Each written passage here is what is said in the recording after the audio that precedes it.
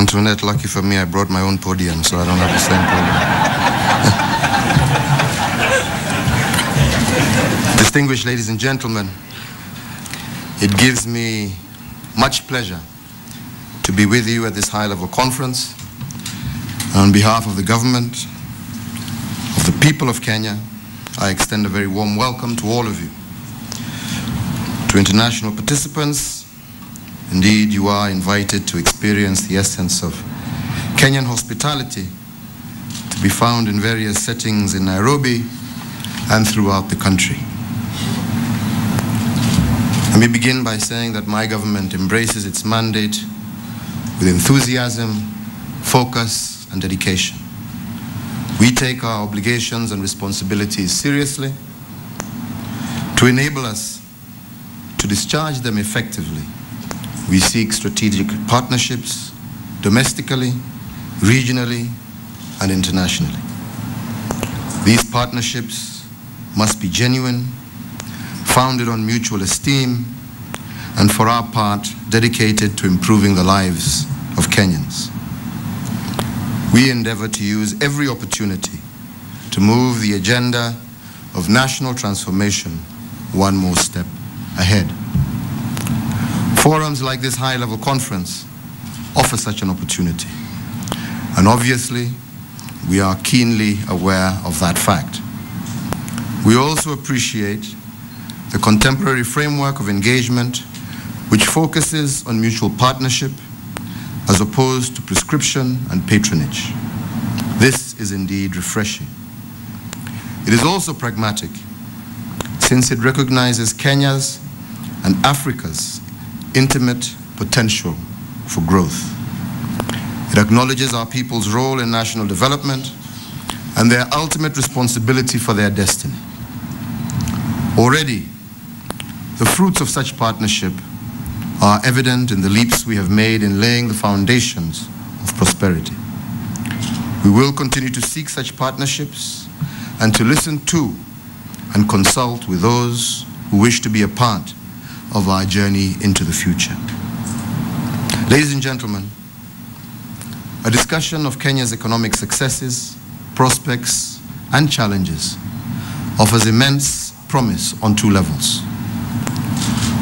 First of all, at this level, any interaction that brings together dedicated thinkers, strategists, and policymakers does play a useful role in refining the economic governance philosophy of public officers. More critically, you will be able to generate recommendations which are on point to insofar as they effectively respond to various opportunities as well as challenges. Whichever way one looks at it, such forums cannot fail to produce satisfactory outcomes. This is the shape of consultation that we wish to keep. It is the format preferred by the ultimate decision makers, the Kenyan people, in whose name I stand here. It is their voice that must come out clearly in the end. Ladies and gentlemen, the Jubilee Coalition's manifesto packages the national transformation agenda into three principal pillars: Umoja, which is unity; Uchumi, which is the economy; and Uwazi, meaning openness. Our starting point is the recognition that Kenya has a strong economy, which is modern in many aspects, but with even greater potential for expansion. We are often reminded to learn from history. Singapore teaches us that unity and purposefulness must be at the heart of economic growth. We agree with this, and we have made it a priority. We aim to strengthen and rebalance the economy by building on all our strengths in traditional sectors, while also growing new sectors. That is why we are presently engaged in discourse over agriculture, tourism, while at the same time pursuing manufacturing and telecommunications. We want to make Kenya Africa's gateway, manufacturing and technology hub, and a home to millions of entrepreneurs. My administration intends to set off an industrial revolution to power our ambition to become a middle-income country by the year 2030.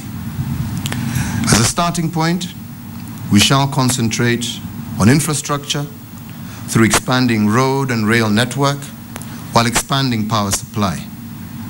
The Jubilee vision dovetails nicely with the essence of the Kenyan National Vision 2030.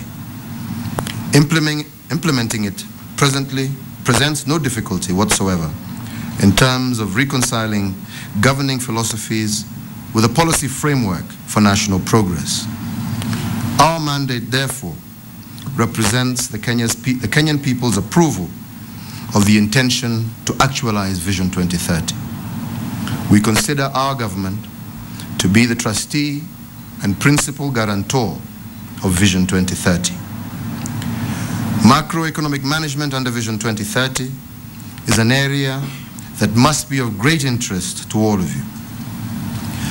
We now have a steady record of sound economic management founded on low inflation, a stable exchange rate, relatively competitive interest rates, and sustainable debt. An environment of serious reform has laid a basis for economic management to initiate economic growth and national development. The soundness of this approach was put to test by the internal and external shocks which our economy has withstood since 2008, and particularly in 2011. As Finance Minister, I recall that Kenya averted the devastation of the global economic and financial crisis by pursuing visionary and robust policy which afforded us space to deploy effective responses. We are not at the point of realizing our full economic potential yet. For the decade ending 2013, our rate of growth was 4.6% against sub-Saharan Africa's average of 6%. In that time, poverty level fell from 52% to 46% between 1997 and 2006. I expect that it should be considerably lower now. These improvements are neither satisfactory nor compatible with our stated aim to become a middle-income country by 2030. To resolve this, we will raise GDP growth rate to double digits within the second medium-term plan of Vision 2030. I want to emphasize by stating outright that we aim to accomplish this by the year 2018. The context of our mission in the economic front is a global economy that is yet to register reassuring stability and growth, as well as indications of slowing down in the emerging economies. Domestically, we are confronted with a swelling public sector wage bill that increasingly challenges fiscal policy. Our exports are not growing at the rate required to cover our current account deficit. As I indicated earlier, the Jubilee Manifesto took these challenges into account, and my government intends to address them within the framework of the second medium-term plan of Vision 2030. Many leaders have voiced anxiety over the implications of the demographic phenomenon of our youth bulge on economic growth. As a result, policy proposals have devised solutions premised on a disaster management narrative. I am not suggesting that the challenge presented by rising dependency due to 43% of Kenyans being under the age of 15 is light. Yet the Jubilee Coalition, after due consideration of relevant facts, consistently returns the verdict that the glass is most assuredly half full. On the other hand, we appreciate the concern that high unemployment and poor access to funding for enterprises are problems that will confront the youth in future. On the other hand, we look forward to harnessing an historic youth dividend. That is why we have devoted significant resources to systematically confronting youth problems. We are increasing and improving youth skills as well as creating opportunities for them. Economic growth generally will create space for many youth to be productive. However, a deliberate program of youth empowerment will accelerate that growth and catalyze the creation of opportunity. A convergence of all the programs targeting national economic takeoff is beginning to give strong hints that there will be a great demand for skilled young labor. This demand will cover commercialized agriculture, manufacturing for export, an expanded, diversified, and specialized service sector, tourism, trade, transport, financial intermediation, and ICT. To supplement existing youth financial empowerment projects, I launched the UWEZO Fund early this month with 6 billion Kenya shillings in seed capital to support youth and women enterprises. Youth empowerment is a vibrant sector which is ripe with possibilities. I encourage stakeholders to engage in the conversation on moving this agenda forward. Ladies and gentlemen, the Kenyan Vision 2030 has brought us to the stage where we are laying a robust national economic foundation. This entails the implementation of programs in infrastructure, energy, security, science, technology, and innovation. In addition, we have scaled up priority sectors, notably agriculture, tourism, trade, manufacturing, ICT, and starting this year, oil and other mineral resources. That we're even able to contemplate such momentous projects at this time is mainly due to sound economic management.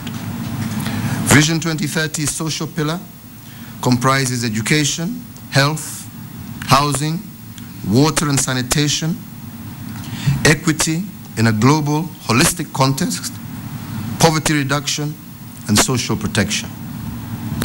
Until 2010, the political pillar focused mainly on promulgating a constitution and transition into a new legal order. This was marked by the general election and the coming into play of devolved governments. Vision 2030 and the Constitution form a seamless, complementary, mutually implementing dynamic whose sheer brilliance is boundless and indeed amazing. My administration is not only the culmination of the constitutional mandate, it is a milestone of the political pillar. We intend to make it a historic milestone in Kenya's journey to prosperity. We confidently enter the second medium-term plan with the assurance that the first phase produced significant achievements. In addition to rehabilitating a considerable portion of our road network, we have increased our bitumized road by 13%, which represents 1,110 kilometers. Electricity connections to households, schools, and markets has been increased through rural electrification programs. Power generation has been stepped up significantly. We are diversifying into green energy sources while moderating dependency on hydro generation. Ladies and gentlemen, anyone with an appreciation of where we are coming from as a country must find these strides impressive. But we are just beginning. My government intends to complete a network of first-rate international trunk roads to link us with our neighbors, Tanzania, Uganda, Ethiopia, and South Sudan. We are also increasing focus on railways and ports to ease transport. With our northern corridor neighbors, we are assembling resources to build a standard gauge railway from Mombasa to Kigali through Uganda. All the governments involved have assigned this project as top priority. Already my government has committed funds for basic infrastructure around the proposed port in Lamu as a starting point to collaborating with regional states in the Lamu Port, South Sudan, Ethiopia transport corridor. LabSet is a mega program that will open up all of northern Kenya to unprecedented investment in numerous sectors. The deliberate undertaking of national and regional infrastructure networks is calculated at transforming the region by unleashing trade, employment, communication, and capital development opportunities.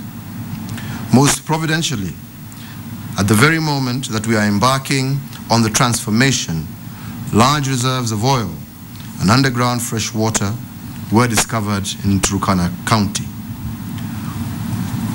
I see this as a categorical nod of approval from above in keeping with our national anthem, a united, forward-looking nation shall find plenty within its borders.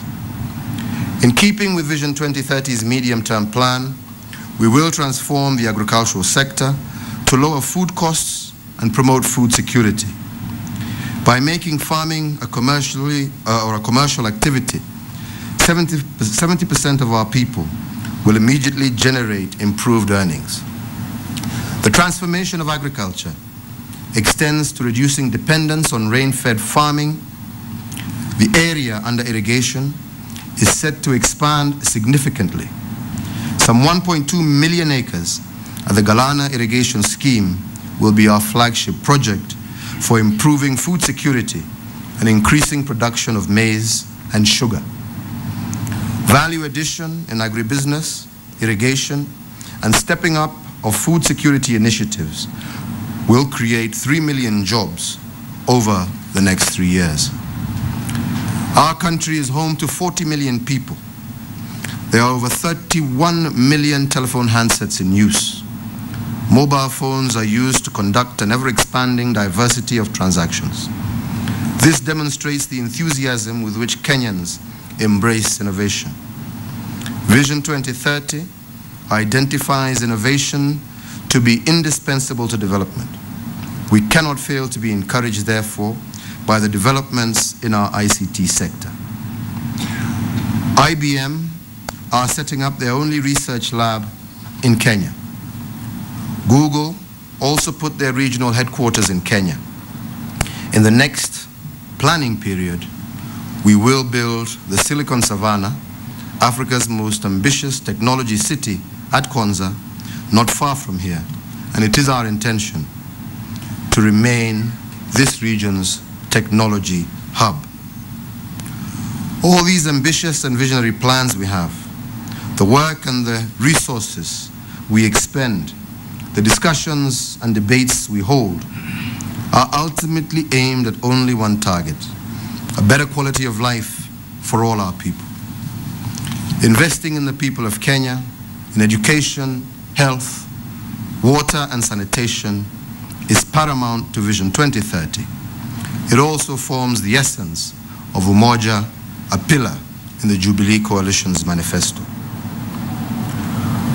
We have and continue to make major strides to improve the lives and welfare of our people. Universal primary education is now a reality, and the rate of HIV infection has fallen steadily over the years. Infant mortality has also reduced significantly, but we are not home and dry yet. Education still faces the challenge of quality. My government is implementing the laptop program to deliver a reformed curriculum, early exposure to technology, and a more pupil-centered education.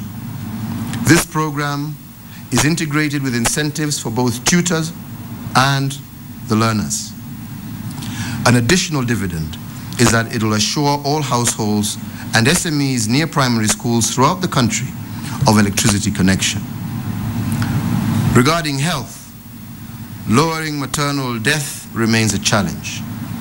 To signify the Jubilee Coalition's intent, I declared at my inauguration that delivery would be free to all at all public hospitals. We consider the elimination of financial barriers to safe delivery a starting point for tackling this challenge. I thank all the international partners who have stood with Kenya as they came to grips with their unsatisfactory circumstances and charted a roadmap to progress. We appreciate your friendship and partnership and hope that it will continue. Ladies and gentlemen, our outlook is by all accounts excellent. My government's optimism is not just blind patriotism or delusional in any shape or form. There is a body of solid global consensus that shares our perspective. We fall among the world's 100 most competitive nations and Africa's most improved.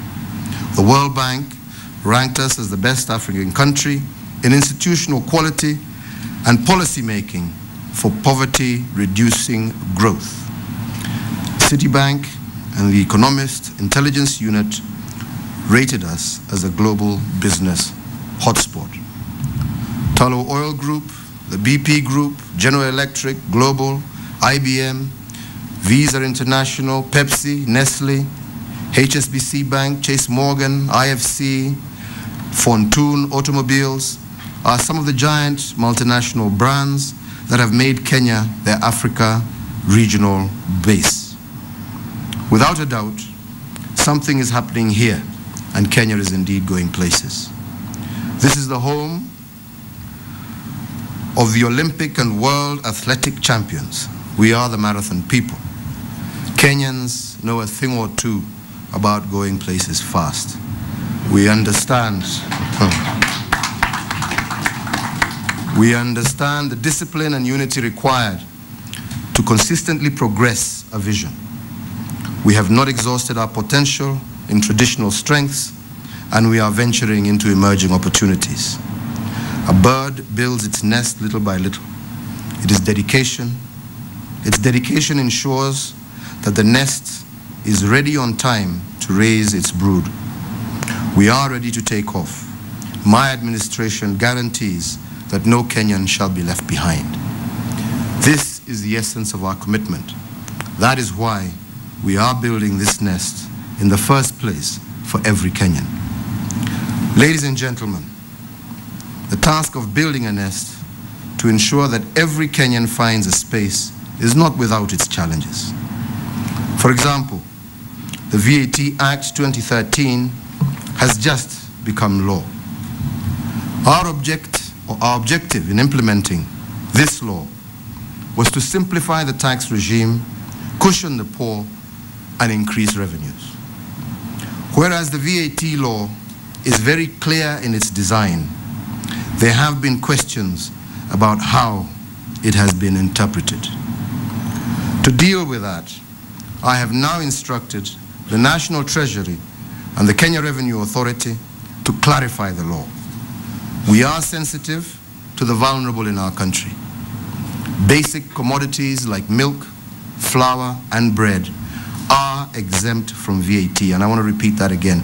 Basic commodities like milk, flour, and bread are exempt from VAT.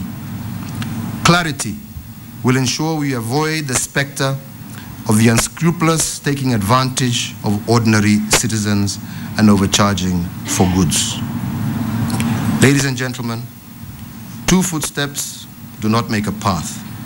I encourage all our partners, both bilateral and multilateral partners, as well as foreign investors, to walk with Kenya on this promising journey. We have chosen a path of discipline and integrity. We have chosen a path of good governance and accountability. We have shown in just a few months what discipline can do at the port of Mombasa. We are not where we would like, but we will indeed get there.